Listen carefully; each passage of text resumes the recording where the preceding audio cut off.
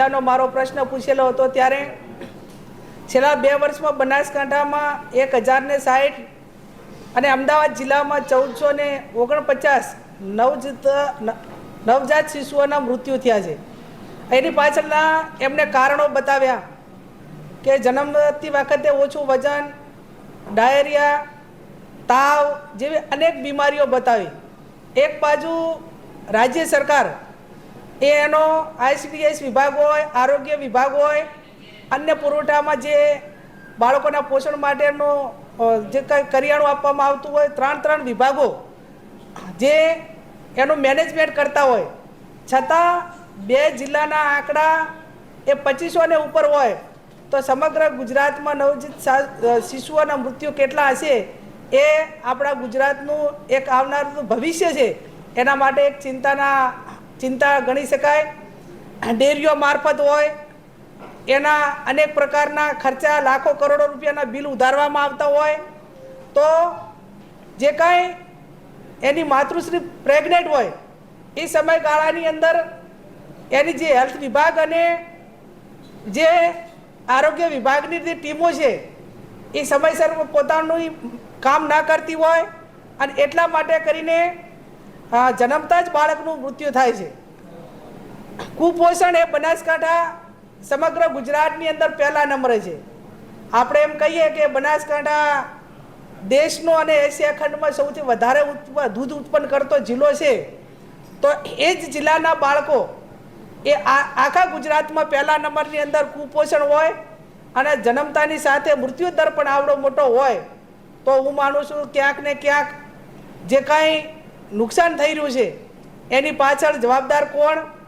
મેં અનેક વખત એ પ્રાથમિક શાળા હોય, આંગણવાડી હોય કે જે કિશોરીઓ હોય એમને જે દવાઓ આપવાની હોય ત્યાં મુલાકાત પણ લીધેલી છે। બાળકોને દૂધ પાવામાં આવતું હોય એ દૂધ હલકી ગુણવત્તાવાળું અને ખાસ કરીને જે માતૃશ્રીને એને પ્રેગ્નન્સી સમય દરમિયાન જે ખોરાકો આપવામાં આવે છે એ માત્ર રેકર્ડ ઉપર ઉધારવામાં આવે છે, એમના સુધી પહોંચતું જ નથી। એટલે જે માતા એક તંદુરસ્ત હોવી જોઈએ, એને બાળકને અને માતાને બેને પોષણ મળે એ પ્રકારના જે માત્ર ને માત્ર ખાલી કાગળ ઉપર જ છે। એ વખતે કેન્દ્રમાં જ્યારે કોંગ્રેસની સરકાર હતી 2004થી કરીને 14 એ ટાઈમે પ્રેગ્નન્સી મહિલાઓ માટે એક આખો પ્રોજેક્ટ બનાવવામાં આવ્યો હતો। ઘીથી કરીને એને રોકડમાં 4000 રૂપિયાને બધું આપવામાં આવતું હતું, પણ વર્તમાન સમયની અંદર એમાં કાપ મૂકીને પૂરતા પ્રમાણમાં નથી આપવામાં આવતું ને એટલા માટે કરીને જન્મતાની સાથે જ આટલા બધા બાળકોનો મૃત્યુઆંક એ આપણે વિધાનસભા ગૃહના આંકડા કે બતાવે છે। એટલે રાજ્ય સરકાર પાસે અપેક્ષા રાખું કે કમસે કમ આવનાર પેઢી એ જન્મતાની સાથે જ મૃત્યુ ન પામે। એક બાજુ બેટી બચાવો અને બેટી પઢાઓના ભાષણો થતા હોય, નારા બોલાવવામાં આવતા હોય અને એ પણ કોણ બોલાવે કે જેને બેટી હાથે કાંઈ લેવા દેવા ના હોય, નવજાત શિશુ જન્મે એની હાથે કાંઈ લેવા દેવા ના હોય। એક બાજુ એમ કે તમે અમુક ધર્મની વસ્તી વધારો તો આ બધું જે તમે જે તમારી ડિમાન્ડો તમારા ભાષણ છે એ પરિપૂર્ણ ક્યારે થાય કે ક્યાંક ને ક્યાંક વહીવટમાં ક્વોલિટી આવે અને આ જે કંઈ જન્મતાની સાથે જ મૃત્યુ દર છે એ ઘટાડવા માટેના સરકારે ઠોસ પગલાં લેવા પડે એવું હું રાજ્ય સરકાર પાસે અપેક્ષા રાખું છું।